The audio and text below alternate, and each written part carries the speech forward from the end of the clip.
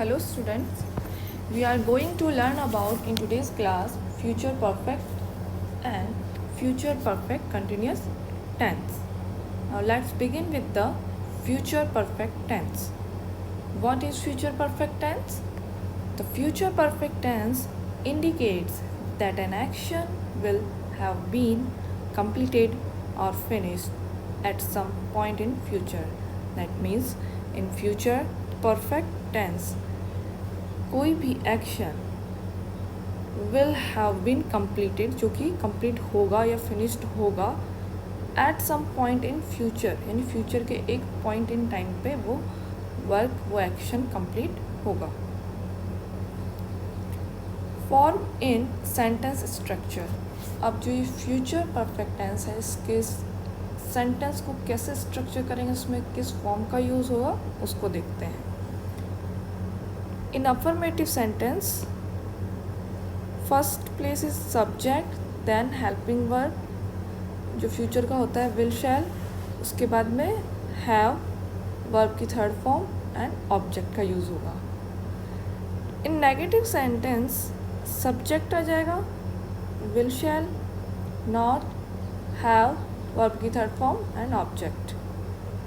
Interrogative sentence में will shall से शुरू होगा, देन उसके बाद सब्जेक्ट, नॉट, हैव, वर्ब की third and object. Interrogative negative sentence will shall subject not have verb की थर्ड फॉर्म एंड ऑब्जेक्ट का यूज़ होगा. यूजेस क्या है फ्यूचर परफेक्ट टेंस को, उसको देख लेते हैं.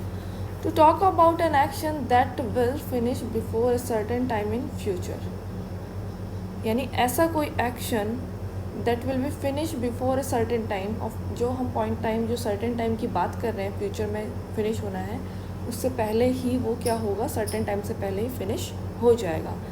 जैसे by 8 o'clock tomorrow I will have taken off for Japan.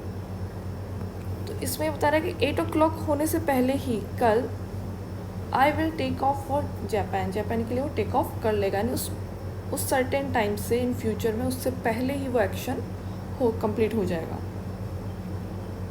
I am going to have finish this test by 3 o'clock, यानी I am going to finish this test by 3 o'clock. तो यानी 3 o'clock होने से पहले ही मैं इस जो ये टेस्ट है उसको मैं फिनिश कर दूँगा. नेक्स्ट सेंटेंस है by next November I will have received my promotion. By next November यानी by next November I will have received my promotion, November से बिफोर पहले ही मैं मेरे प्रमोशन को प्राप्त कर लूँगा. नेक्स्ट जो यूज़ है इसका, to talk about an action that will be completed before another event take place. To talk about such an action that will complete before another event take place, यानी actions two events होंगे. इसमें पहला action है जो complete हो जाएगा उससे पहले, किससे पहले, अनदर इवेंट टेक प्लेस से पहले. कैसे, एग्जाम्पल से देख लेते हैं इसको. She will have learn Chinese before she moves to China. She will have learned Chinese, यानी उसने चाइनीज़ जो सीखनी है वो सीख लेगी before she moves to China, China जाने से पहले ही. यानी बिफोर, ये जो बिफोर है ये एक्शन पहले होगा फर्स्ट में, देन इसको कंप्लीट करने पर अनदर जो इवेंट है या एक्शन है दूसरा वो टेक प्लेस होगा. Next come to the future perfect continuous tense. Future perfect continuous tense होता क्या है? In this tense describes an action that will continue up until a point in time. That means इस tense में, in this tense ये describe करेगा कि कोई भी जो एक्शन है वो कंटिन्यू है कब तक, until a point in future time. वो जो पॉइंट ऑफ टाइम है तब तक वो कंटिन्यू रहेगा. फॉर्म ऑफ स्ट्रक्चर और सेंटेंस क्या होगा इसका? अफर्मेटिव जो सेंटेंस है उसमें सब्जेक्ट शैल विल आ जाएगा, हैव बीन का यहाँ यूज़ होगा, देन वर्ब की फर्स्ट फॉर्म आएगी ing ऑब्जेक्ट एंड फोर और सिंस का यूज़ होगा. नेगेटिव सेंटेंस में subject will shall not have been verb की first form ing object for since. Interrogative sentence में will shall subject have been verb की first form ing object and for since का use होगा. Interrogative sentence में will shall subject not have been verb की first form plus ing object and for since का use होगा. यानी in future perfect continuous tense same as in present perfect continuous and past perfect continuous, they take the for and since. Same in the future perfect continuous tense. This is a compulsory structure for the sentence. Now uses of future perfect continuous. Duration before something in future. First जो use है उसमें होगा duration before something in future. कोई भी duration है उससे future से उससे समथिंग पहले ही जो हो रहा है वो. कैसे? We use the future perfect continuous to show that something will continue up until a particular event और टाइम इन फ्यूचर.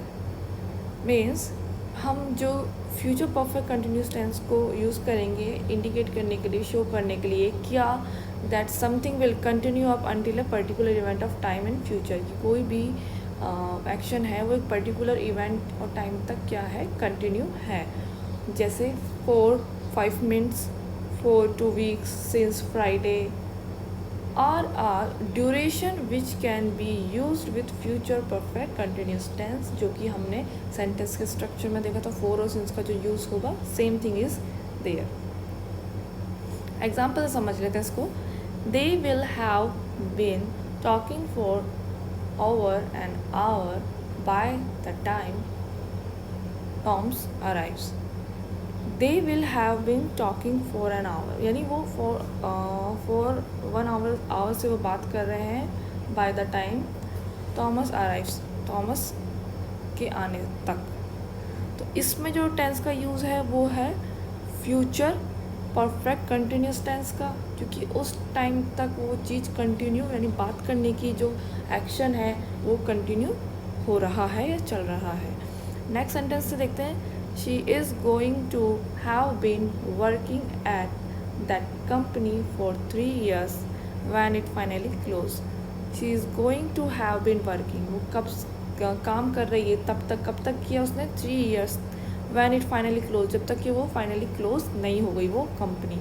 अब इसमें जो ये टाइम क्लोज की बात करता है, क्लोज जैसे इसमें अराइव्स का यूज़ हुआ है, इसमें क्लोज का यूज़ हुआ है, ये हमेशा जो अपना सिंपल प्रेजेंट टेंस है उसमें जाएंगे. इसमें सिंपल प्रेजेंट टेंस का यूज़ होगा और यहाँ पे हम फ्यूचर परफेक्ट कंटिन्यूस टेंस का यूज़ होगा. So that's all that now we have completed our complete tense session. Thank you.